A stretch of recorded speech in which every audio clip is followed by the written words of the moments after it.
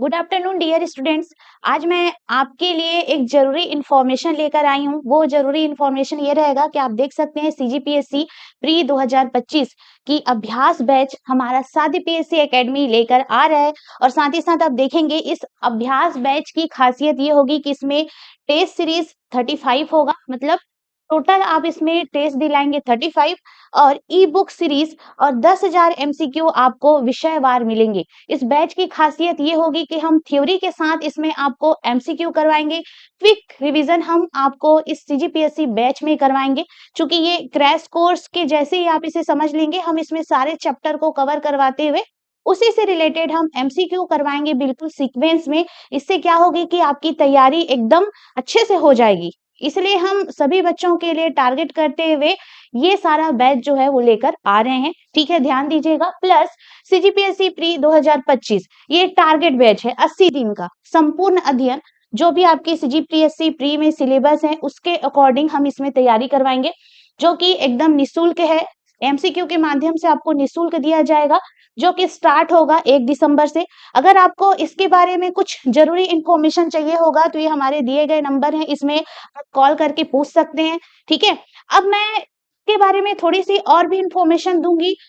इसमें हम किस प्रकार से पढ़ाएंगे आपको, है ना, किस प्रकार से हम आपकी तैयारी करवाएंगे, उसके लिए मैं कुछ टॉपिक के माध्यम से आपको बताना चाहूंगी। जैसे कि हमारा एक छोटा सा टॉपिक है, चाहे आर्थिक सर्वेक्षण का टॉपिक लो, छत्तीसगढ़ का टॉपिक लो, इतिहास का टॉपिक लो, भूगोल का टॉपिक लो, पॉलिटी का टॉपिक लो, आप कोई भी टॉपिक ले सकते हैं। मान लो हमने कुछ टॉपिक आपको बताए, ठीक है, टॉपिक बताएंगे, उसके बाद उसी से रिलेटेड हम 5-6 एमसीक्यू सेम टाइप्स का करवाएंगे। जैसे कि आपने घटना चक्र में पढ़ा होगा, एक टाइप से हम जैसे कि एमसीक्यू सॉल्व किए तो उसी से रिलेटेड 4-5-6 क्वेश्चन रहते हैं, जिससे आपके कॉन्सेप्ट जो है वहीं पर क्लियर हो जाते हैं। अगर आप कभी थ्योरी भी नहीं पढ़े हैं तो भी आप घटना चक्र के माध्यम से बहुत सारी चीजों को समझ जाते हैं। तो यही प्रयास रहेगा हमारा कि हम आपको उसी तरह से समझाएं और आपके दिमाग में उन सारे क्वेश्चंस को फिट कर सकें। हमारा टारगेट ही है कि आपका सीजीपीएससी प्रीलिम्स क्लियर करवाना। बस मेहनत आपको करना है, डेडिकेशन दिखाते हुए आपको क्या करना है, मेहनत करना है। क्योंकि आप सभी जानते हो कि हर टाइम सीजीपीएससी हमको गोल्डन चांस देता है अधिकारी बनने का। अभी हाल ही में जो हमारे टॉपर हैं देवेश सर, है ना, उन्होंने सिद्ध कर दिया है कि कड़ी मेहनत और लगन से हमें कामयाबी जरूर हासिल होती है ना। उनका ये चौथा इंटरव्यू था और उन्होंने इस मुकाम को हासिल कर लिया है। उसी तरह हमको भी हार नहीं मानना है। ठीक है, कोशिश करते रहने से हमें कामयाबी जरूर मिलती है। ठीक है, तो आपको उस कामयाबी की तरफ भागना है, अपनी मंजिल को प्राप्त करना है। ठीक है, तो कैसे करेंगे हम अपनी मंजिल को प्राप्त, आइए हम एक छोटा सा कदम उठाते हैं। ठीक है, उसी की ओर आगे बढ़ते हैं।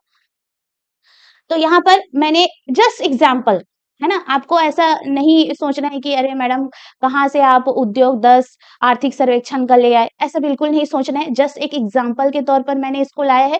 तो आप देख सकते हैं, मान लो ये आर्थिक सर्वेक्षण का अध्याय 10 है, उद्योग। छत्तीसगढ़ आर्थिक सर्वेक्षण की मैं बात कर रही हूँ ना, है ना, छत्तीसगढ़ आर्थिक सर्वेक्षण की मैं बात कर रही हूँ, क्योंकि सीजीपीएससी प्रीलिम्स की पेपर की अगर हम बात करें तो आर्थिक सर्वेक्षण से अत्यधिक क्वेश्चन जो है पूछे जाते हैं। अगर मैं बात करूं अध्याय 10 की, तो अध्याय 10 में दिया गया है टॉपिक उद्योग, है ना। अध्याय 10 में टॉपिक दिया गया है उद्योग। तो उद्योग से रिलेटेड मैं कुछ बातों को बताती हूँ आपको, फिर उसी से रिलेटेड मैं 5-6 एमसीक्यू बताती हूँ। इस प्रकार से हम लोग आपकी तैयारी करेंगे। तो यहाँ पर आप देख सकते हैं विनिर्माण का, यानी कि उद्योग क्षेत्र का सकल राज्य घरेलू उत्पाद में भागीदारी 2024-25 की अगर हम बात करें स्थिर भाव के अकॉर्डिंग, तो इसमें स्थिर भाव जीएसडीबी में 2024-25 की अगर हम बात करें तो इसका योगदान कितना है, 55,71,000। ठीक है, 55,71,396 लाख रुपए योगदान है। और इसका योगदान प्रतिशत की बात करें तो 18.13% इसका योगदान प्रतिशत है। ठीक है, कितने लाख रुपए है, 55,71,396 लाख रुपए का योगदान दिया गया है और साथ ही इसका प्रतिशत भी दिया गया है। ठीक है, मान लो उद्योग की बात करें, ठीक है, सकल राज्य घरेलू उत्पाद में योगदान की बात किया जा रहा है स्थिर भाव 2024-25। हमको 2024-25 का क्या पढ़ना है, आर्थिक सर्वेक्षण पढ़ना है। सीजीपीएससी वाले हो, आपको थोड़ा पता होना चाहिए कि पीएससी एक साथ लेट चल रहा है, तो आपको क्या करना है कि 2024-25 का आर्थिक सर्वेक्षण पढ़ के ही जाना है। ठीक है, यहीं से क्वेश्चन जो है पूछे जाएंगे, आपको क्या पढ़ना है क्या नहीं पढ़ना है वो सारी बातों को भी हम बताएंगे। तो जस्ट मैं एक टॉपिक ली हूँ उद्योग, है ना, एक टॉपिक ली हूँ उद्योग, तो इसी से रिलेटेड मैं आपको दो चार बातें बताती हूँ, फिर मैं इसी से रिलेटेड एमसीक्यू करवा के दिखाऊंगी। मान लो ये मेरा क्या है टॉपिक है, छठवीं औद्योगिक नीति 2024 से 2030। अभी हमारे छत्तीसगढ़ में कौन सी औद्योगिक नीति चल रही है ना, एक सिंपल सी क्वेश्चन है और छत्तीसगढ़ के हर बच्चे को ये पता होना चाहिए कि अभी हमारे छत्तीसगढ़ में कौन सी औद्योगिक नीति चल रही है। तो अभी हमारे छत्तीसगढ़ में छठवीं औद्योगिक नीति चल रही है, जो कि 2024 से लेके 2030 तक ये चलेगी, है ना। सभी बच्चे को, जितने भी सीजीपीएससी के एग्जाम दिलाने वाले कैंडिडेट हैं, सबको पता होना चाहिए कि अभी हमारे छत्तीसगढ़ में कौन से नंबर की औद्योगिक नीति चल रही है। तो हमारे छत्तीसगढ़ में 6वें नंबर की औद्योगिक नीति चल रही है, जो कि लागू कब से हुई है, देख सकते हैं, जो कि लागू कब से हुई है, 1 नवंबर 2024 से ये 21 मार्च 2030 तक चलेगी। ध्यान से सुनिएगा, इसकी अवधि कब से लेके कब तक होगी, 1 नवंबर 2024 से 31 मार्च 2030 तक की इसकी अवधि है। विमोचन तिथि है 14 नवंबर 2024 को। मुख्यमंत्री श्री विष्णुदेव साय जी ने इसका विमोचन किया है। इसका उद्देश्य क्या है, समग्र औद्योगिक विकास व रोजगार सृजन, मतलब सबसे ज्यादा उद्योगों को बढ़ावा देना, ऐसे पिछड़े इलाकों में उद्योग लगाना जिससे वहां के जो पिछड़े लोग हैं, गरीब आदिवासी हैं, ठीक है, उनको क्या मिल सके, रोजगार मिल सके। इसलिए सरकार क्या है, औद्योगिक नीति को ज्यादा प्रमोट कर रही है और ऐसे पिछड़े इलाकों में उद्योग स्थापित करने का प्रयास जो है सरकार करती है। किसके माध्यम से, इसी औद्योगिक नीति के माध्यम से, ठीक है। उसके बाद लक्ष्य है पिछड़े जिलों व विकास खंडों की पहचान। इसका कार्य होगा उद्योग अधोसंरचना प्रोत्साहन सुविधाएं उपलब्ध करवाना, ठीक है। अधिक से अधिक अगर पिछड़े इलाकों में उद्योग लगेंगे तो उधर अधोसंरचना का विकास होगा, सड़कें अच्छे से बन पाएंगी, है ना, और बहुत सारे कार्य क्षेत्र का उधर विकास हो जाएगा, जिससे हमारा पिछड़ा क्षेत्र भी क्या होगा, विकास की मुख्य धारा में शामिल होगा और वहां के लोग भी अच्छा अपना जीवन जी पाएंगे, ठीक है। तो सरकार पिछड़े इलाके के लोगों को, ठीक है, उनके जीवन स्तर को ऊपर उठाने के लिए ये सारे प्रयास जो है वो करती है, ठीक। चलिए फिर इसके बारे में हम लोग क्वेश्चंस भी देखेंगे अभी। तो यहाँ पर औद्योगिक नीति क्यों लागू की जाती है, हमें समझना भी होगा कि औद्योगिक नीति क्यों लागू करते हैं सरकार।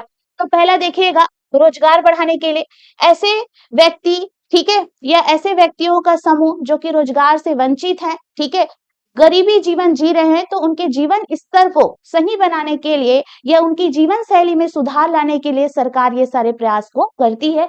नेक्स्ट अगर हम बात करें उद्योगों को बढ़ावा देना, ठीक है, औद्योगिक नीति के माध्यम से सरकार जो है उद्योगों को बढ़ावा देती है। भाई, देश की अर्थव्यवस्था को मजबूत करने के लिए, हमारे प्रदेश की अर्थव्यवस्था मजबूत होगी अगर हम औद्योगिक नीति बढ़ाएंगे। तो निवेश आकर्षित करने के लिए, ठीक है, अगर औद्योगिक नीति हमारे छत्तीसगढ़ में लागू होगी तो लोग क्या होंगे, उत्सुक होंगे और हमारे छत्तीसगढ़ में क्या करेंगे, निवेश करने के लिए प्रोत्साहित होंगे, जिससे क्या होगा, हमारे राज्य की इकोनॉमी जो है वो बूस्ट होगी।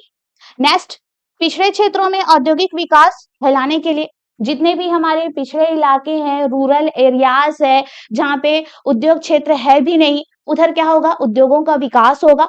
नेक्स्ट, उद्योगों को सुविधाएं व प्रोत्साहन देने के लिए, तो ये सारी बातें हैं, औद्योगिक नीति क्यों लागू की जाती है, तो आपके क्वेश्चंस यहाँ पे फुलफिल हो जाएंगे, ठीक है।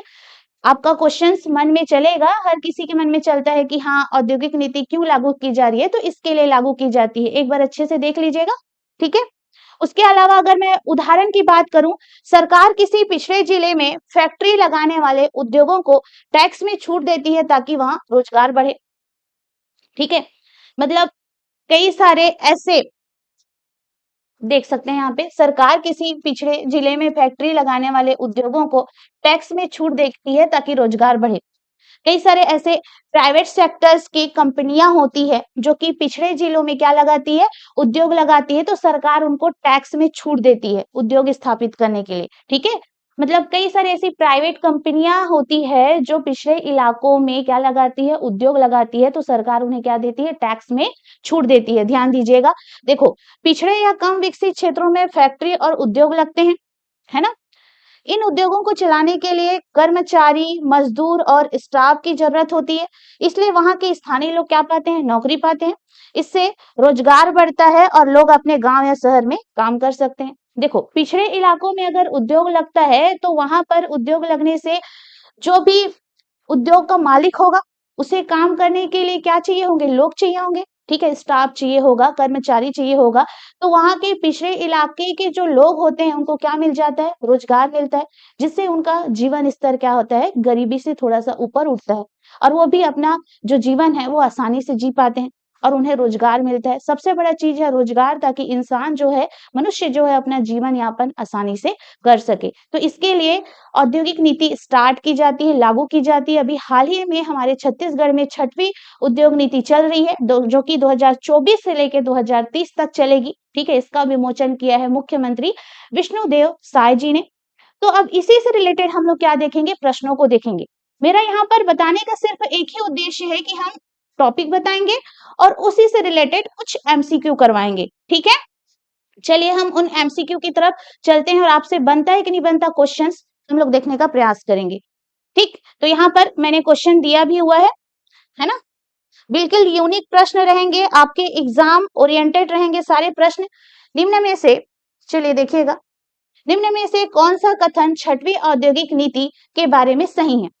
मैंने अभी जस्ट बताया था आपको 6वीं औद्योगिक नीति और उसी से रिलेटेड मैं यहाँ पे प्रश्न बता रही हूँ, जिससे क्या होगा कि आपका कॉन्सेप्ट जो है बिल्कुल क्लियर हो जाएगा जी। तो मैंने यहाँ पे ऑप्शन ए में लिखा है, यह नीति 1 नवंबर 2024 से 31 मार्च 2030 तक लागू है। इस नीति का विमोचन 14 नवंबर 2024 को मुख्यमंत्री शाह ने किया है। नीति का उद्देश्य रोजगार सृजन एवं औद्योगिक राज्य बनाना है। तो ये उपर्युक्त सभी कथन सही हो जाते हैं। देखो, जस्ट आपने टॉपिक पढ़ा, उसी से रिलेटेड आप एमसीक्यू सॉल्व करेंगे तो आपसे प्रश्न जो है वो बन जाएंगे। तो मेरा यहाँ पर इस टॉपिक को बता के इसके बाद क्वेश्चंस करवाने का उद्देश्य ये है कि हम इसी प्रकार का बैच लाने जा रहे हैं जहां पर आपका जो कॉन्सेप्ट है वो तुरंत क्लियर होगा, ठीक है। हम इसी प्रकार का बैच लाने जा रहे हैं जहां पर आपका कॉन्सेप्ट तुरंत क्लियर होगा। मैं भी अपने टॉपिक को लेकर आऊंगी, उसी से रिलेटेड मैं क्वेश्चन करवाऊंगी। जितने भी हमारे साथ पीएससी एकेडमी के फैकल्टीज हैं आपको इसी तरह से क्विक रिवीजन करवाएंगे, जिससे आपकी सीजीपीएससी प्रीलिम्स की तैयारी एकदम बेस्ट से बेस्ट हो जाएगी। ओके, चलो आगे देखो। 6वीं औद्योगिक नीति 2024 से 30 का प्रमुख उद्देश्य क्या है। केवल कर संग्रह बढ़ाना, समग्र औद्योगिक विकास व रोजगार सृजन, खेल सुविधाओं का विकास, केवल शहरी क्षेत्रों में उद्योग बढ़ाना। ये तो बिल्कुल नहीं है, ये भी नहीं है, ये भी नहीं है। तो सरकार का उद्देश्य है समग्र औद्योगिक विकास एवं रोजगार सृजन, ठीक है।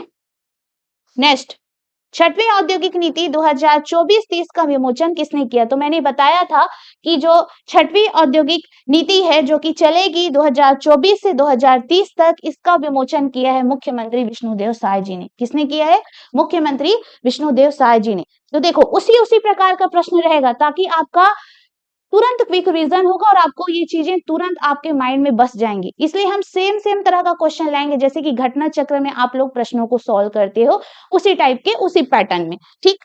नेक्स्ट, इस नीति के अनुसार औद्योगिक दृष्टि से पिछड़े क्षेत्रों में क्या किया जाएगा, उद्योगों पर टैक्स बढ़ाया जाएगा, अधोसंरचना सुविधाएं और प्रोत्साहन बढ़ाए जाएंगे, उद्योग स्थापना पर रोक, कृषि को सहायता। तो ये तो नहीं होगा, ये तो नहीं होगा, ये तो नहीं होगा, ये हमारा आंसर हो जाएगा, ठीक है। तो इस तरह से आपसे सारे प्रश्न जो है बनेंगे। नेक्स्ट, औद्योगिक नीति 2024-30 का मुख्य फोकस क्या है। प्रदेश छोड़ने वाले श्रमिकों की गणना, ये तो नहीं है। पिछड़े क्षेत्रों की पहचान और उनका औद्योगिक विकास, बिल्कुल सत्य है ये। केवल बड़े उद्योग स्थापित करना, ये भी नहीं है। पर्यटन को बढ़ावा, ये भी नहीं है, ठीक है। तो आप एक टॉपिक समझकर उससे रिलेटेड सारे प्रश्नों को आप सॉल्व कर पाएंगे। नेक्स्ट, औद्योगिक नीति 2024-30 कब से प्रभावी है। 1 अक्टूबर 2024 से, ये है क्या, बिल्कुल गलत है। 1 नवंबर 2024 से, ये है क्या। 1 दिसंबर 2024 से, ये है क्या। तो आपको मैं बताई थी कब से प्रभावी है, तो आपको ध्यान रखना है कब से प्रभावी है भाई यह नीति, ठीक है। तो यहाँ पर आप देख सकते हैं अगर दिक्कतें हो रही है तो इसी चीज को याद करके आपको सारे प्रश्नों को सॉल्व करना है। तो 1 नवंबर 2024 से यह प्रभावी हो गई है, तो ध्यान दीजिएगा, है ना। कब से प्रभावी हो गई है, 1 नवंबर 2024 से ये प्रभावी हो गई है। तो हमारा आंसर हो जाएगा 1 नवंबर 2024। चलिए आगे। अब देखो, जब आप औद्योगिक नीति पढ़ते हैं तो वृहद औद्योगिक क्षेत्र, मध्यम औद्योगिक क्षेत्र, निम्न औद्योगिक क्षेत्र, लघु औद्योगिक क्षेत्र के बारे में पढ़ते हैं। तो सबसे पहले आज मैं थोड़ा बहुत आपको वृहद औद्योगिक क्षेत्र के बारे में बता देती हूँ, जो कि 200 हेक्टेयर से अधिक क्षेत्र में स्थापित किए जाते हैं। ठीक है, आपको ध्यान होना चाहिए कि जो वृहद औद्योगिक क्षेत्र है 200 हेक्टेयर से भी अधिक क्षेत्र में स्थापित किए जाते हैं। तो फिलहाल के लिए थोड़ा सा समय मैं आपको और लूंगी। छत्तीसगढ़ में कौन कौन सा वृहद औद्योगिक क्षेत्र है इसके बारे में बताऊंगी। ठीक है, तो सबसे पहले हमें ये देखना है कि वृहद औद्योगिक क्षेत्र क्या होता है। वृहद औद्योगिक क्षेत्र वे स्थान है जहां भौगोलिक परिस्थितियों के अनुकूल बड़ी संख्या में बड़े उद्योग केंद्रित होते हैं। इनमें बड़े पैमाने पर उत्पादन होता है और कई लोगों को रोजगार मिलता है। मतलब जो वृहद औद्योगिक क्षेत्र होते हैं, इसका जो आकार होता है, ठीक है, बड़े भौगोलिक क्षेत्र में होता है। मतलब बड़े भौगोलिक क्षेत्र में ये इसकी स्थापना की जाती है और उद्योग का आकार भी काफी बड़ा होता है, इसलिए हमने इसको कहा है वृहद उद्योग। क्या कहा है? वृहद उद्योग, जो कि इसका आकार 200 हेक्टेयर से भी अधिक होता है। इसकी खासियत ये होती है कि इसमें बड़े पैमाने पर उत्पादन होता है और कई लोगों को रोजगार मिलता है। वृहद औद्योगिक क्षेत्र में बड़े पैमाने पर क्या होता है? उत्पादन होता है और कई लोगों को क्या मिलता है? रोजगार मिलता है। तो उदाहरण के लिए हम देख सकते हैं ऑटोमोबाइल, सीमेंट उद्योग, चीनी उद्योग। ठीक है, ऑटोमोबाइल उद्योग, सीमेंट उद्योग, चीनी उद्योग। अब हम लोग देखते हैं कि छत्तीसगढ़ में कहाँ-कहाँ पर वृहद औद्योगिक क्षेत्र है। तो ध्यान दीजिएगा, आज मैं एक छोटा सा टॉपिक लाई हूँ बस आपको समझाने के लिए कि हम इस टाइप से कार्य करने वाले हैं। ओके, तो यहाँ पर आप देख सकते हैं कि वृहद औद्योगिक क्षेत्र उरला रायपुर में भी है। वृहद औद्योगिक क्षेत्र कहाँ है? रायपुर जिला के उरला में है और सिलतरा में है। रायपुर जिला के उरला और सिलतरा में है वृहद औद्योगिक क्षेत्र। ठीक, उसी प्रकार बिलासपुर जिला के सिरगिट्टी और सिलपहरी को भी वृहद औद्योगिक क्षेत्र का दर्जा प्राप्त है। ठीक है, बिलासपुर जिला के सिरगिट्टी और सिलपहरी को भी वृहद औद्योगिक क्षेत्र का दर्जा प्राप्त है। उसी प्रकार अगर हम बात करें, दुर्ग जिला के बोरई को भी वृहद औद्योगिक क्षेत्र का दर्जा हासिल है। अब इसी से रिलेटेड प्रश्न है, निम्न युग्मों में से कौन सा सुमेलित नहीं है?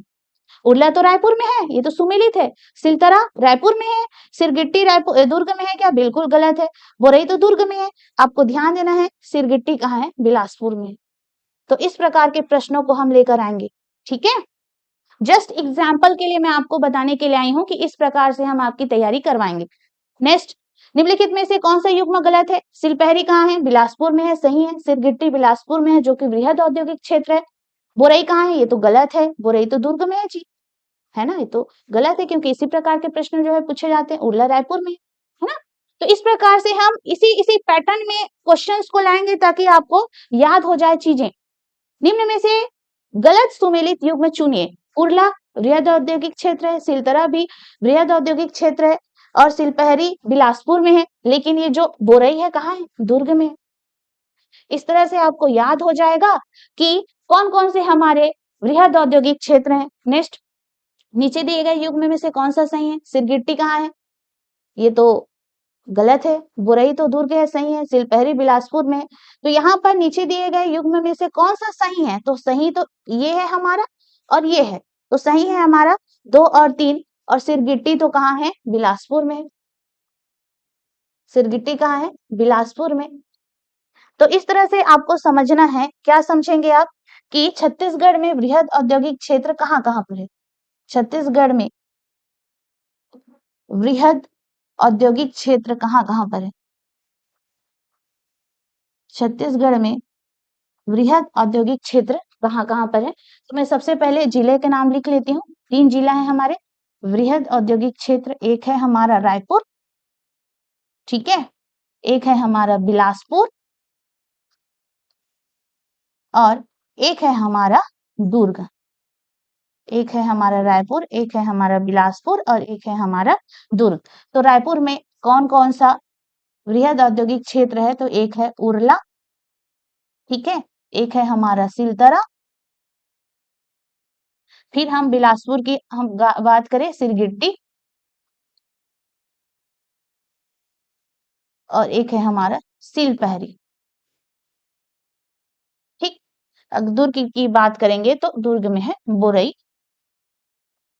ठीक, तो अभी आप लोगों को याद हो गया होगा कि कौन कौन से हमारे वृहद औद्योगिक क्षेत्र हैं जिसका आकार 200 हेक्टेयर से भी क्या होता है?